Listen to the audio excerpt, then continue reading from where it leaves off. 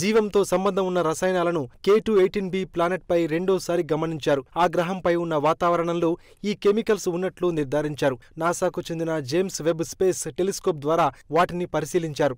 ఆ రసాయనాలపై స్టడీకి మరింత డేటా అవసరం. అది కూడా త్వరలోనే వస్తుందని ఆశిస్తున్నారు. జీవం ఉందని చెప్పేందుకు చాలా బలమైన ఆధారం దొరికింది. అయితే ప్రస్తుతం అందిన సిగ్నల్ను ధృవీకరించేందుకు మరో 2 ఏళ్లు పట్టే ఛాన్స్ ఉంది. K2-18b గ్రహం భూమి కన్నా 2.5 రెట్లు పెద్ద సైజులో ఉంటుంది. సుమారు 700 ట్రిలియన్ల మైళ్ల దూరంలో ఉంది. అంటే దాదాపు 124 కాంతి సంవత్సరాల దూరం అన్నమాట. ఏ మానవుడు కూడా తన జీవితకాలంలో అంత దూరం ప్రయాణించలేడు.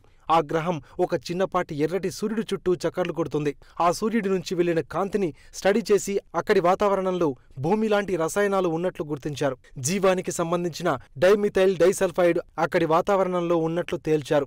ఈ వాయువులను భూమి మీద సముద్ర మొక్కలు, బ్యాక్టీరియా రిలీజ్ చేస్తాయి. కానీ K2-18b గ్రహంపై భారీ స్థాయిలో ఆ వాయువులు ఉండడం ఆశ్చర్యకరం. భూమి మీద ఉన్న వాయువు కన్నా 1000 రెట్లు ఎక్కువగా ఉంది.